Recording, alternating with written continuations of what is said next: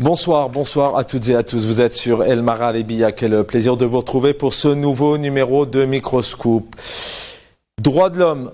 13 parlementaires européens épinglent et dénoncent le pouvoir algérien en termes de liberté d'expression, de droits de l'homme. On va y revenir avec nos invités. C'est une nouvelle sentence, nouvel appel pour le pouvoir algérien. Ces 13 parlementaires européens qui ont interpellé les hauts représentants, le patron du Conseil européen notamment, pour dénoncer ce qui se passe en Algérie. Maintenant, vous l'avez vu sur plusieurs jours. Maintenant, malheureusement, nous avons consacré plusieurs émissions concernant la liberté d'expression, les droits de l'homme, la liberté de la presse. Et puis, vous le savez maintenant, depuis une dizaine de jours, tous ces détenus qui sont sortis, qui ont été libérés, mais qui ont été encore arrêtés dernièrement. On parlait encore notamment de la sentence de Mohamed Tadjadid, qui est aujourd'hui en grève de la faim, toujours derrière les barreaux. Et sachez que toute sa famille est aujourd'hui remis en cause et doit passer devant la justice. On se rappelle que déjà, on écoutera Marie Arena tout à l'heure. On se rappelle bien évidemment que déjà en septembre 2019, quelques mois à peine après le début du Hirak, le Parlement européen a apporté tout son soutien, notamment pour la libération des détenus. Aujourd'hui, c'est plus de 350 détenus. Dernièrement, vous savez que l'Algérie est entrée au Conseil des droits de l'homme de l'ONU. Eh bien, UN Watch, qui a disqualifié l'Algérie justement avant son élection du Conseil des droits de l'homme. C'est une organisation en charge d'ailleurs par l'ONU du suivi de ces questions des droits de l'homme.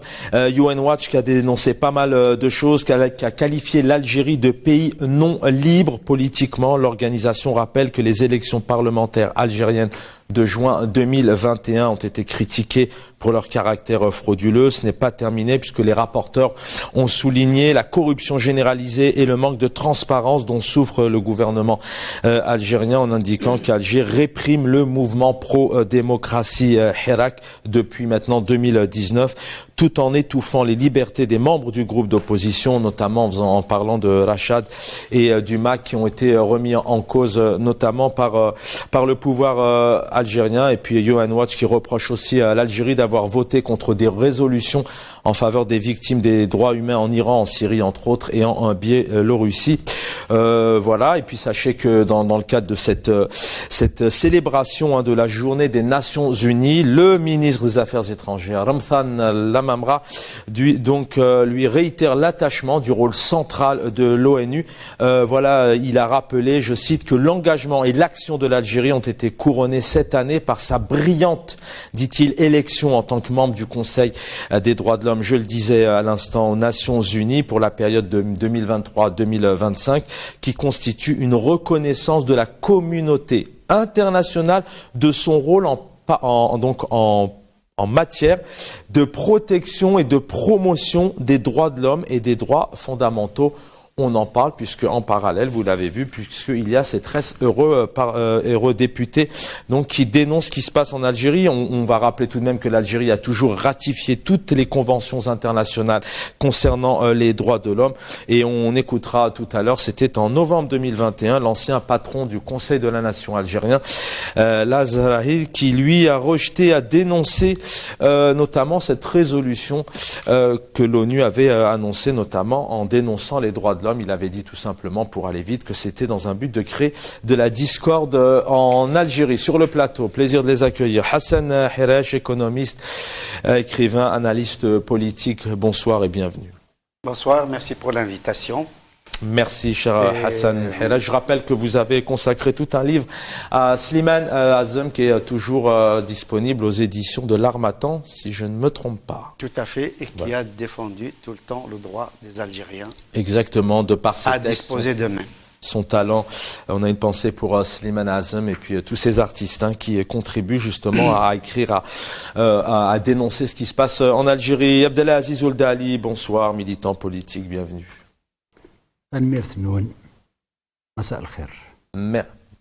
Merci infiniment. Et on devrait avoir Fethi Rares qui devrait nous rejoindre. Est-ce qu'il est avec nous? Très bien, coordinateur national du mouvement démocratique et social. On a une pensée aux partis du MDS, aux partis politiques qui, eux, aussi sont intimidés. Donc, vous l'avez vu, la presse, les détenus, les Algériens, les Algériennes, les partis politiques, les associations. Malheureusement, tout le monde en prend pour son grade. Abdelaziz Ould Ali, vous êtes militant, vous êtes hirakiste aussi. On va vous retrouver certainement dimanche à 13h, République, pour cette marche en hommage au 1er novembre 54. Encore une fois, on a ici 13 parlementaires européens qui appellent le patron de l'Europe, notamment qui l'interpellent et qui épinglent donc via ce courrier, ce communiqué qui interpelle et qui épingle le pouvoir algérien. Je n'ai pas mis l'Algérie, puisque l'Algérie, c'est le peuple, c'est la nation. Il s'agit du pouvoir algérien aujourd'hui et ses méthodes qui sont quand même remises en question par vous toutes et vous tous. Les 13 députés européens, c'est à leur crédit, c'est-à-dire qu'ils se sont comportés, ils sont tout à fait dans leur rôle. Il faut rappeler qu'ils sont élus des peuples, donc ils sont au Parlement européen. À ne pas confondre avec le Conseil européen qui, lui, est constitué des chefs d'État européens. Il y a, en outre, à bien situer la Commission européenne qui, elle, a aussi sa présidente. Donc, il y a 3 présidents. Il y a la présidente du Parlement, il y a le président du Conseil. Il faut faire une distinction très claire entre le Parlement qui représente les peuples et le Parlement européen constitué des chefs d'État, où il y a l'équivalent d'un exécutif, le Conseil de l'Union européenne, qui lui regroupe les différents ministres, tous les ministres de tous les États constituant l'Europe. Et puis il y a la Commission. Vous gardez la parole. Oui. Ce qui est intéressant pour aller un peu dans votre sens, c'est que ces 13 eurodéputés font partie de plusieurs nationalités. Vous pouvez les retrouver sur les réseaux sociaux. Alors maintenant, pour entrer dans le fond de la question, qu'est-ce que ça vous évoque, cette interpellation? Mais justement, si je situais cela pour éclaircir, même si tout le monde maintenant peut se documenter et se rendre compte de la complexité des fonctionnements, pour le simplifier, il y a donc, je citais, la Commission européenne qui, elle, a un rôle de législateur. Ces eurodéputés peuvent avoir un effet indirect sur la Commission européenne qui, elle, peut agir efficacement, d'autant plus qu'elle a des représentations un peu partout dans le monde. Il n'empêche que, en tant que Parlement européen, il y a une anomalie en Europe, parce que le Parlement n'a pas toute liberté d'action. C'est pour ça que je dis que c'est à leur crédit de signaler les manquements aux droits humains, parce qu'ils n'ont pas de possibilité d'interférer sur tout ce qui est lié aux relations internationales, donc extérieures à l'Europe, et sur les financements, donc les recettes.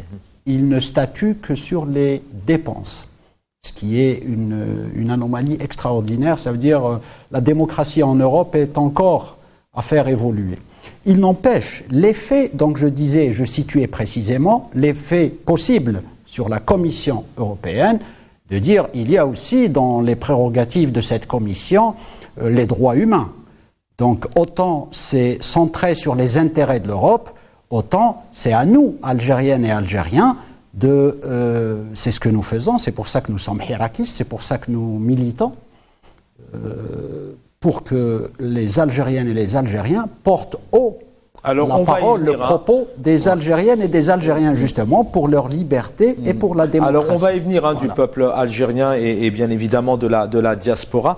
Alors, on va écouter ici Marie Arena, déjà en 2019, eurodéputée belge, qui interpellait d'une manière ferme. Et juste derrière, je vais inviter Karim en régie, justement, peut-être de nous diffuser aussi Marie-Georges Buffet, députée française, qui déjà, il y a quelque temps, dénonçait ce qui se passe notamment en Algérie. Monsieur le Président, depuis plus de 9 mois, les citoyens algériens et algériennes font l'admiration du monde par leurs revendications démocratiques exprimées de manière pacifique, mais surtout déterminée. L'Algérie s'est engagée, on le sait, à respecter les droits humains fondamentaux en étant signataire de plusieurs traités internationaux, dont la Déclaration universelle des droits de l'homme et le Pacte international relatif aux droits civils et politiques, pour ne citer que ceux-là.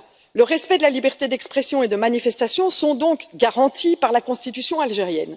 Et pourtant, des dizaines de personnalités sont actuellement en détention pour avoir simplement exprimé une option sous le prétexte qu'ils porteraient atteinte à l'unité nationale. Des médias ont été mis sous pression et ont dû cesser leur activité, ainsi que des ONG. À travers notre résolution, le Parlement européen exhorte les autorités algériennes à libérer tous les prisonniers politiques et les prisonniers d'opinion. Les droits humains et les libertés fondamentales que l'Algérie s'est engagée à respecter doivent être garantis, en particulier les libertés d'expression et de manifestation. L'Europe est amie de l'Algérie, mais surtout amie de tous les Algériens et les Algériennes. Il est de notre devoir de rappeler les priorités communes de partenariat adoptées en mars 2017, dans lesquelles les deux parties ont réaffirmé leur engagement à respecter les valeurs universelles de la démocratie, de l'état de droit et des droits humains. Mais le poids des drames passés ne doit emmener personne à son instrumentalisation d'un côté comme de l'autre. Derrière ces échanges difficiles de gouvernement à gouvernement, il y a un peuple, le peuple algérien, qui pour beaucoup de femmes et des hommes qui le composent, aspire à la démocratie, à de profonds changements institutionnels. Toutes générations confondues, dans sa diversité politique, régionale, linguistique, le peuple algérien a mené un grand mouvement de révolte pacifiste, le Hirak. Cela fait 2 ans, et ce mouvement persiste, ses exigences sont toujours là. Il ne nous appartient pas de nous prononcer sur les revendications portées par l'Irak, sur telle ou telle réforme à mener en Algérie. Seul le peuple algérien est maître de son destin. Mais nous devons être clairs sur la condamnation de la répression de ce mouvement et sur notre appui aux forces démocratiques. Voilà, on a écouté ici 2 députés, notamment une belge et une française. On va saluer Fethi Herres qui est avec nous maintenant depuis quelques minutes, coordinateur du MDS. Cher Fethi Herres, bonsoir. Bonsoir, Azouf Laoun, salam alaikum, alaikum, merci pour l'invitation et je vous salue et je salue vos invités et nos chers téléspectateurs. ثاني مرتبة أزول في الله السلام عليكم. Cher Fethi Herres, vous êtes voilà, coordinateur national du MDS, qui est d'ailleurs toujours intimidé dans sa pratique par le pouvoir algérien. D'abord, on a ici 13 eurodéputés qui interpellent Josep Borrell, qui fait partie de hautes instances de l'Europe. Qu'est-ce que ça vous évoque en général? Et puis dans un deuxième temps, comment se positionne le pouvoir algérien aujourd'hui? On a Lazrali il y a quelque temps. Il prenait ça comme plus une attaque. Aujourd'hui, il est plutôt fier de faire partie en tout cas le pouvoir, puisqu'il y est plutôt fier de faire partie du Conseil des Nations au niveau des droits de l'homme, puisque Ramzan Lamamra en parlait encore hier. Pas de la bonne foi de ces députés, mais malheureusement, on sait qu'on est dans un monde où les relations entre les États, entre les entités géopolitiques est déterminée essentiellement par les intérêts politiques, les intérêts des États, les intérêts stratégiques des États et les intérêts économiques, c'est-à-dire du marché. Et ce qui fait tout ces mouvements, je dirais, parce que c'est le problème même de la démocratie dans ces pays, c'est-à-dire que dans ces pays, je pense que, je parle des États démocratiques, c'est la dynamique réelle des peuples qui luttent pour je dirais, leur souveraineté, pour un monde fondé sur la coopération, va en réalité se trouver un obstacle important. C'est les intérêts des grands, les intérêts des dominants, les intérêts des forces qui gouvernent ce monde. Voilà, et surtout on est dans un monde actuellement qui évolue faire plus vers une logique hentectonienne, si on peut dire ça. C'est-à-dire on n'est plus même dans l'habillage, je dirais, idéologique qui existait après la guerre du Golfe avec la venue des néoconservateurs, où à un certain moment ces néoconservateurs habiller un peu, je dirais, les tendances ou les tentations qui existaient dans certains pays puissants, les États-Unis en l'occurrence, par, je dirais, un discours, je dirais, droit de l'homme, un discours démocratique. Et on voyait les conséquences de tout ça, c'est-à-dire ce qui s'est passé en Irak et un peu partout. On n'est même pas dans ça, c'est-à-dire on n'est même pas dans cette hypocrisie. C'est-à-dire le monde actuellement, avec la guerre en Ukraine, on rentre dans un monde nouveau, petit à petit, ce qui s'installe, c'est, je dirais, un monde peut-être qui va aller vers plus de multipolarité, où des pays qui vont voir que, en Occident essentiellement, ils vont voir que l'intérêt du maintien ou le maintien de certaines présences ou certaines hégémonies occidentales est plus important que je dirais que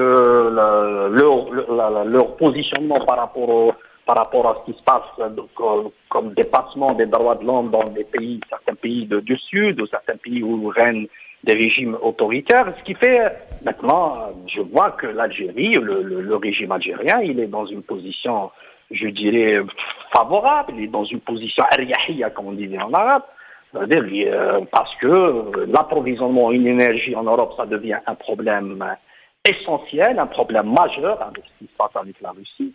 Et je pense que l'Algérie, le régime algérien, il est devenu je dirais un partenaire important pour ces régimes, pour ces États plutôt, pour ces États, et ce qui fait que la question des droits de l'homme, moi je suis pas, c'est-à-dire il faut pas être dupe, c'est-à-dire que la question des droits de l'homme, elle a été toujours, je dirais, une question épiphénoménale par rapport aux relations internationales. C'était à la marge, c'est-à-dire au contraire, à certains moments on l'instrumentalisait pour asseoir l'hégémonie de telle ou telle force ou tel État. Actuellement, c'est plus problématique qu'avant, c'est-à-dire que maintenant les choses évoluent vers plus je dirais, de réalisme politique, plus plus de réalisme politique, c'est-à-dire que ces voix, ils sont des voix à la marge de dépendances lourdes, à la marge de mainstream. Mainstream, c'est-à-dire les lieux communs des relations internationales qui sont fondés essentiellement sur les intérêts des pays, des États et des entités géopolitiques. Ce qui fait les Algériens, le peuple algérien, il ne peut que pour arriver à ces objectifs, c'est-à-dire installer un État démocratique, un État de droit, que compter sur la lutte pacifique et pourquoi pas, oui, influencer les positions, y compris des uns et des autres, par des rapports de force qui sont déterminés par la lutte des Algériens. C'est-à-dire qu'il faut installer un rapport de force à l'intérieur dans le sens de plus de démocratie, plus de droit, plus de liberté. Et peut-être ça va influencer, y compris les positions des uns et des autres. C'est pas l'inverse qui va être déterminant. Voilà, merci Fethi. Que c'est ça ce qui domine en réalité. Voilà, le silence autour des dépassements qui existent en Algérie est révélateur. C'est révélateur. Merci Fethi Ghalaz, je reviens à vous dans un instant. Première réaction pour Hassan Helash qui est avec nous, économiste, analyste politique sur le plateau. Une nouvelle fois, le Parlement, c'est pas la première fois que des députés, alors pas énormément, hélas, surtout dans des assemblées nationales à l'intérieur des États. En France, on a vu comme ça deux, trois petites sorties, elles sont là, mais il n'y en a pas eu énormément sur des centaines de députés. D'abord, c'est 13 députés parlementaires, une réaction, Hassan Helash. Et puis dans un deuxième temps, alors Fethi Ghalaz, ça nous parle que effectivement il vient nous dire que la seule solution c'est la lutte des peuples. On en parlera après, mais est-ce que derrière effectivement aujourd'hui l'ONU doit se positionner comme telle parce que l'Algérie est un vrai partenaire dans cette situation, notamment géostratégique? Oui, il y a plusieurs questions effectivement qui sont posées là. Avant d'entamer ma réaction, je voudrais féliciter Maître Aïssa Rahmoun pour son élection comme vice-président de la Fédération internationale des droits de l'homme. Donc là, on a un Algérien qu'il faut à la place qu'il faut. Et ça fait plaisir. Donc, pour répondre à votre question, Moi, je pense que depuis, grosso modo, Bandung, c'est-à-dire avril 55, il y a toujours eu des étrangers qui ont soutenu le peuple algérien. Donc, dans les moments difficiles, pendant la période coloniale, la guerre d'Algérie, etc.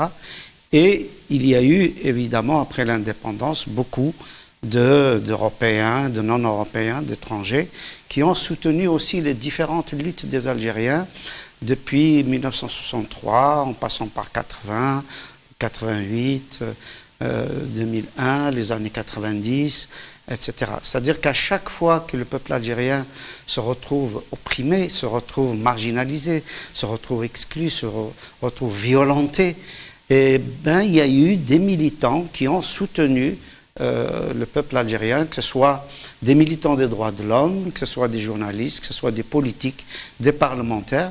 Et là, en l'occurrence, c'est une excellente chose que des parlementaires rappellent l'Algérie à ses devoirs, à savoir qu'elle a signé non seulement le pacte euro-algérien dans un contexte où il était clairement défini, clairement écrit noir sur blanc, que les droits de l'homme devaient être respectés, que les normes internationales des droits de l'homme devaient être respectées, et aussi du fait que l'Algérie a signé pratiquement tous les textes internationaux qui défendent les droits de l'homme, pas seulement en Algérie, en Afrique du Nord, mais dans le monde entier. Donc on ne peut pas à la fois engager le gouvernement algérien, les institutions algériennes, au respect des droits de l'homme, tout en les violant, tout en cachant, tout en essayant d'agir à huis clos, tout en menant comme ça des opérations pour détourner l'attention de l'opinion internationale.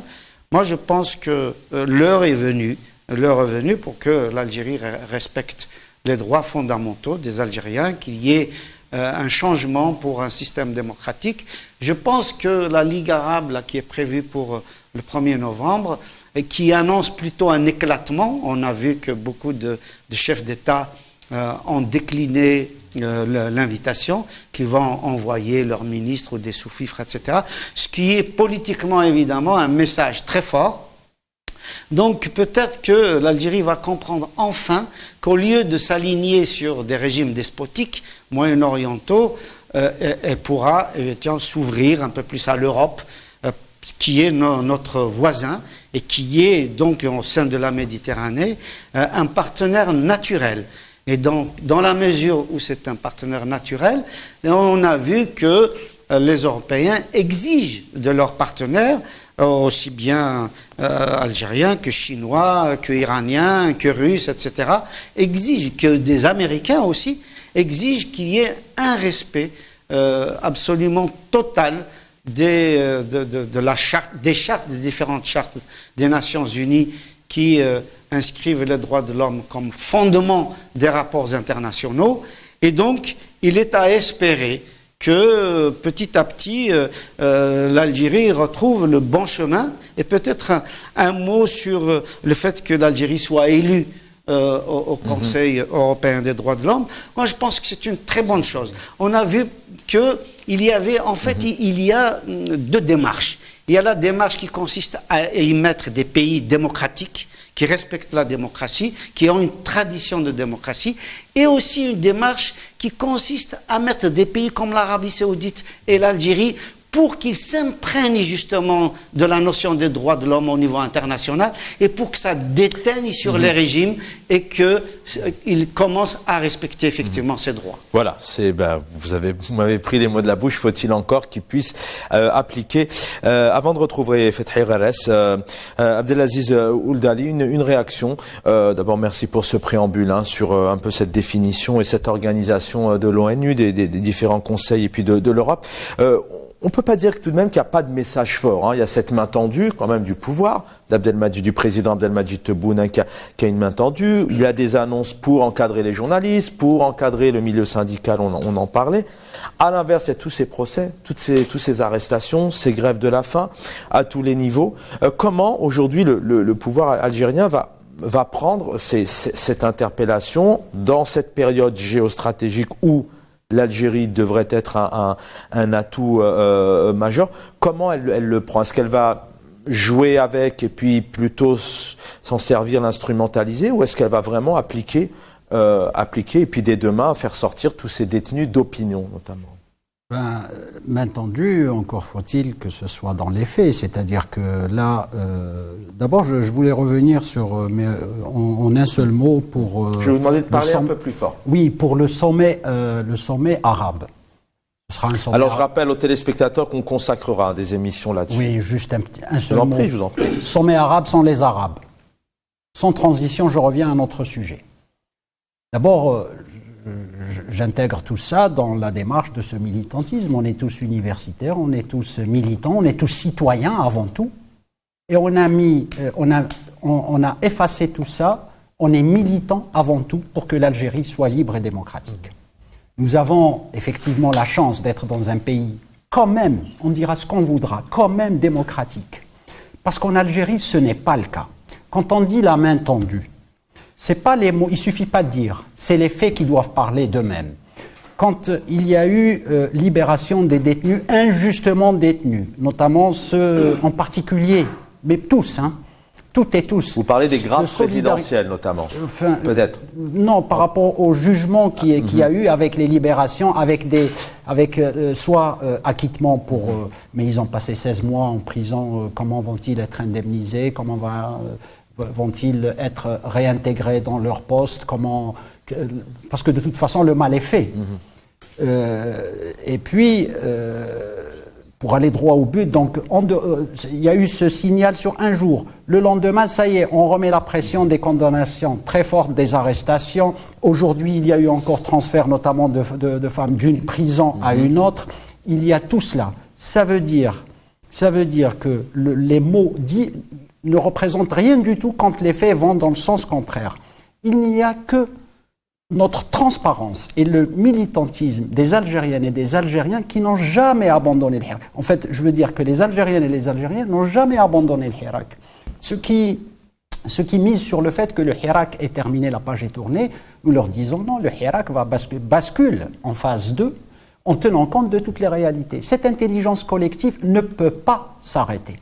D'ailleurs, et j'insiste, il faut que je l'intègre dedans, notre appel à la marche pour le 30 octobre, parce que tout simplement le 30 octobre est un dimanche et que c'est plus commode et pratique pour les gens qui viennent de partout d'Europe de marcher le dimanche au lieu du 1er novembre. C'est pourquoi faire cette marche? C'est le peuple, il faut qu'on centre sur ça. C'est central.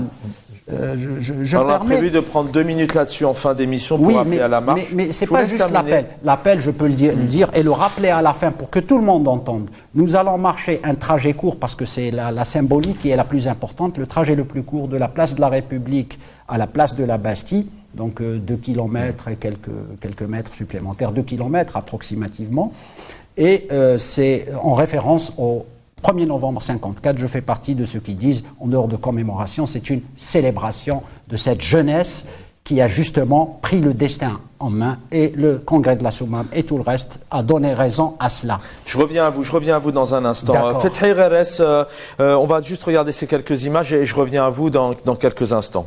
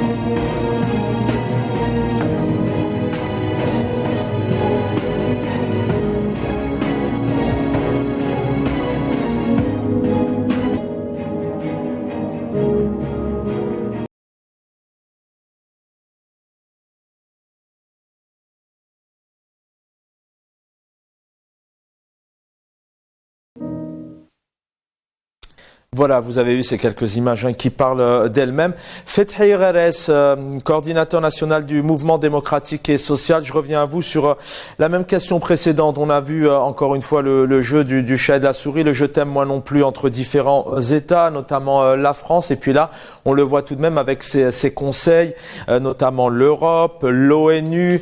Dernièrement, le rapporteur de l'ONU a été donc son arrivée en Algérie a été reportée. Certains, effectivement, évoquent notamment Saïd Salhi que ça a été refusé pour des raisons claires, nettes et précises pour éviter de parler des sujets qui fassent. Donc, même question, comment aujourd'hui le pouvoir algérien va prendre cette annonce, cet épinglement, cette sanction quelque part, hein, parce que 13 eurodéputés venant de plusieurs pays, c'est pas rien. Va-t-il jouer avec? Va-t-il être sensible et à un moment donné arrêter toutes ces arrestations, ces libérations, et on a encore beaucoup de jeunes qui sont derrière les barreaux actuellement. Le régime algérien, il est conscient de la réalité des choses dans le monde.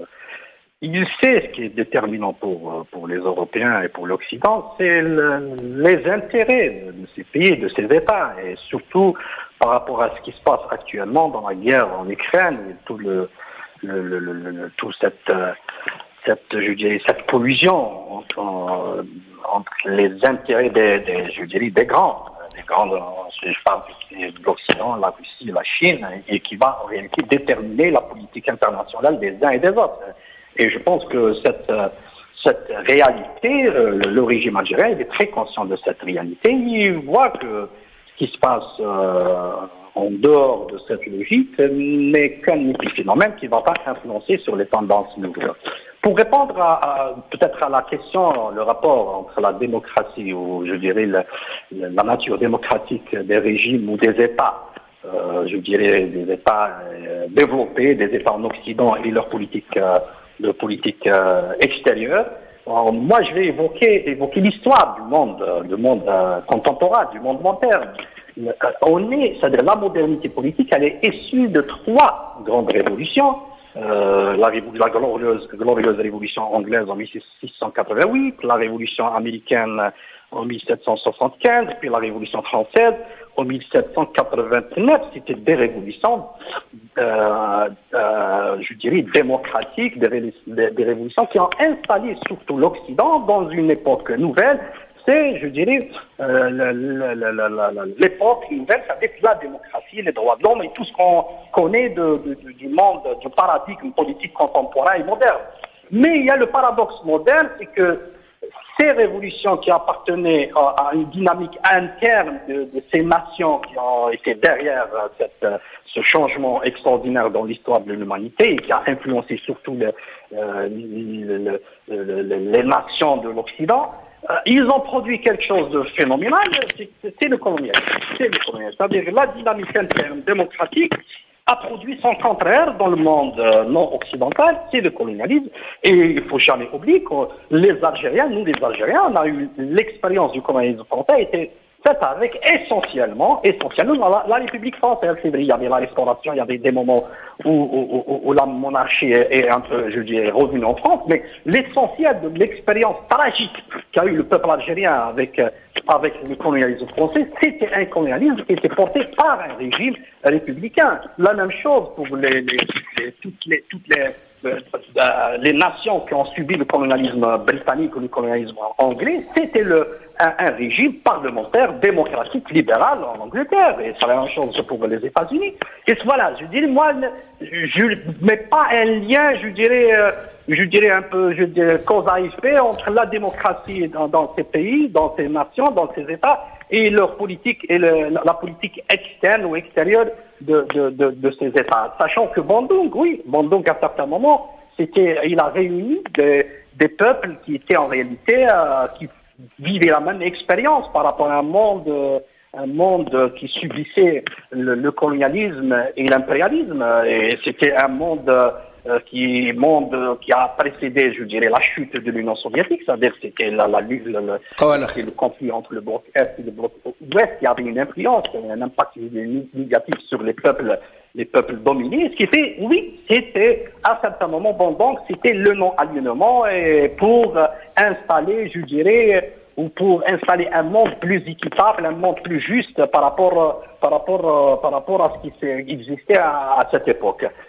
Et en même temps, le peuple algérien, avec la lutte glorieuse, la révolution glorieuse, oui, il a installé un rapport de force à l'intérieur, il a obligé tout le monde à se positionner par rapport à sa lutte. Il a influencé, y compris les sociétés européennes, et pour la première fois, on a eu la dynamique dans ces nations qui luttaient pour leur indépendance. Elle avait une influence, y compris sur ce qui se passe en Europe, c'est-à-dire que les revendications démocratiques à un certain moment, l'élargissement des revendications démocratiques en Europe, elle avait un rapport avec le mouvement de libération, les mouvements de libération dans les pays du Sud. Et on voyait que la révolte du 68, on ne peut pas la séparer de cette dynamique émancipatrice qui existait chez les nations qui subissaient le joug colonial. Et ce qui fait, moi je dis oui, moi je crois à un monde solidaire, un monde solidaire entre les peuples qui luttent pour un monde meilleur, je crois, mais c'est déterminant dans le cas algérien, c'est ce qu'on va faire ici. C'est l'engagement du peuple algérien et des militants pour qu'ils, en réalité, ils mettent en difficulté même ceux qui coopèrent avec ce régime, qui veulent en réalité occulter ce qui se passe comme ce qui se passe en Algérie, les dépassements que subit le peuple algérien, parce qu'on voit une complicité des États, une complicité des États en Occident ou ailleurs. Je veux dire, moi je parle de l'Occident parce que réellement, dans ces pays, il y a une certaine démocratie, un certain niveau de liberté d'expression, et qu'il y a des acquis qu'il faut pas les nier, mais malgré tout ça, cette démocratie, cet état de droit, ces acquis n'ont pas influencé la politique de ces États. Ils continuent à voir le monde à travers leurs intérêts, à travers leur volonté de dominer le monde. Voilà. Merci, cher Fethi Ghares, merci pour ces interventions. Coordinateur national du mouvement démocratique et social, merci pour votre présence et votre fidélité. C'est pas facile pour les militants et les partis politiques de s'exprimer, de donner leur analyse. Alors je rappelle aussi que le président Abdelmadjid Tebboune a reçu hier le groupe Meta, Meta qui possède notamment un des réseaux sociaux les plus convoités au monde, qui est Facebook. On rappelle que le président algérien avait annoncé il y a quelques semaines que fallait se méfier de Facebook, et que plusieurs jeunes notamment sont interpellés, arrêtés parce qu'ils diffusent sur les réseaux sociaux. Hassan Hiresh, demain, l'Algérie dans ce contexte, je le disais, voilà, on ressent du va-et-vient, des arrestations, etc. J'aimerais avoir votre avis. Comment elle va prendre encore cette nouvel épinglement? Il y en a eu d'autres. Est-ce qu'elle sera à l'écoute? Est-ce qu'on peut voir un monde meilleur en termes de démocratie demain? Écoutez, on connaît l'expression de chaise musicale. Maintenant, on a devant nous les chaises carcérales. On passe des chaises musicales aux chaises carcérales. Donc, on libère certains, on emprisonne d'autres, vice-versa, ainsi de suite. C'est absolument inquiétant et c'est pas sérieux pour un État. Mais pourquoi ce pouvoir ne veut pas, vu l'expérience et les années, ne veut pas entendre? C'est une question. Est-ce qu'il... Je pense qu'il y a plusieurs éléments qu'on a analysés déjà ici plusieurs fois. Il y a l'élément politique, effectivement, qui fait que il y a une espèce d'habitude de parti unique depuis l'indépendance, de pensée unique. Et donc, à partir du moment où des groupes, que ce soit des partis d'opposition, des associations, ou des intellectuels ou des militants, etc., expriment des idées en dehors du champ politique officiel, eh ben, effectivement, il y a une réaction négative de la part des gens du régime. Donc, moi, j'ai toujours plaidé sur le fait que nous sommes beaucoup plus dans un cas de figure psychologique. C'est-à-dire que nos dirigeants, depuis 1962, même pendant la guerre de libération, d'ailleurs, on va dire depuis la Bléite, je dirais, nos dirigeants ont acquis une espèce de culture de la méfiance, de culture de paranoïa. Et donc tout ce qui vient en dehors de leur cercle est non seulement frappé de vices de forme, mais surtout est considéré comme des attaques. C'est-à-dire, on ne comprend pas au sein du pouvoir qu'on puisse être critiqué. C'est-à-dire, pour eux, critiquer le régime, c'est s'attaquer à l'Algérie, c'est s'attaquer aux institutions, etc. Donc c'est ce grand malentendu qu'il faut absolument lever. L'Algérien a tout à fait le droit de critiquer la politique menée par les pouvoirs successifs, qu'ils soient civils ou militaires, ou militaro-civil. Donc, c'est une question tout simplement, encore une fois, de psychologie. Il faut que les dirigeants acceptent de se débarrasser de ce sentiment de mégalomanie, de paranoïa, et qui fait qu'ils s'imaginent qu'ils sont les seuls à savoir, les seuls à connaître les intérêts supérieurs du pays, les seuls à pouvoir gouverner, etc. Je pense que c'est très important qu'ils se débarrassent de ce sentiment psychologique qui considère que les critiques, ce ne sont pas des attaques. Alors, vous réagissez, Abdelaziz Ould Ali. Il y a en Algérie, on a tendance à voir le peuple. Oui, je vous laisse réagir, mais je vous lance aussi sur une idée. Il y a le peuple d'un côté, le pouvoir de l'autre. On sait que notamment le pouvoir, le président ont du mal à se faire un petit bain de foule, aller à la rencontre, discuter pour peut-être installer ce que propose Hassan Helaj. Je vous en prie. Sur ça, et bien sûr, c'est lié. Moi, je trouve que le pouvoir de fait en Algérie nous fait courir un grand danger, fait courir un danger à l'Algérie. Parce que, quand bien même on peut montrer ça au fil de la soixantaine d'années écoulées, par rapport à maintenant, il ne fait que retarder la situation et les problèmes deviendront plus graves et entre-temps il se sera passé beaucoup d'opportunités ratées de l'Algérie qui va la réduire davantage. Mais le peuple étouffe, le peuple n'a pas ses libertés et ça ne va pas du tout. J'ai une autre lecture, cher ami, par rapport à toute cette coercition et qui est accentuée donc le lendemain des libérations en emprisonnant encore. C'est un peu comme font les électroniciens qui utilisent une méthode mathématique appelée méthode de Monte-Carlo. Très simple. Parce qu'il faut simplifier ça pour la jeunesse. Parce qu'il faut s'adresser aux lycéens, aux étudiants, avant de s'adresser à toutes les autres catégories d'Algériennes et d'Algériens. La méthode de Monte-Carlo consiste sur la proportion d'une surface, sa mesure, son aire, par rapport à un tout. Alors, ce pouvoir affolé, parce il y a aussi tous ces ingrédients. Mais je pense que stratégiquement, c'est ce qu'ils font. Ils ont emprisonné pas mal. Affolé ou fragilisé ou stratégique. Ils ont tous les leviers et ils utilisent tous les outils de l'État, bien sûr avec excès, d'où d'ailleurs la tendance, on est à la frontière de dire dictature et non pas régime autoritaire.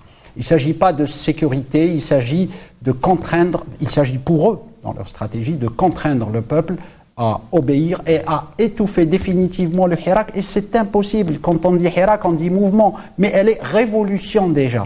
Pour revenir à cette illustration significative de la stratégie déduite, c'est dans cette méthode dite de Monte-Carlo, tiens, on va prendre des jeunes. Partout où ils estiment qu'il y a risque que le jeune en question fasse une action d'ici le 1er novembre, on va l'emprisonner. D'une pierre deux coups. D'abord, lui-même, on aura vu où est-ce qu'il en est, on aura fait peur à d'autres, mais ils oublient une chose. Ils ne peuvent pas arrêter tous les jeunes, ils ne peuvent pas arrêter toutes les Algériennes et tous les Algériens. Et ils n'ont pas l'échantillonnage qu'il faut. Les électroniciens, quand ils font ce travail, ils savent, ils ont les données. Là, le peuple algérien étouffé. Ils ne peuvent pas savoir quel groupe de jeunes, quels Algériens, quelles Algériennes ou quel sportif de 80 ans va se sentir l'âme du sportif qui va agir. Donc la liberté est impérative. Hein, je ne sais pas si je me suis fait comprendre suite à ta réaction. C'est que la liberté est inhérente justement aux droits des jeunes et des moins jeunes du reste. Tous. À mener leur vie librement, à avoir des idées politiques, à avoir le droit de s'associer dans les partis, dans les syndicats, dans les associations à caractère social, culturel, etc.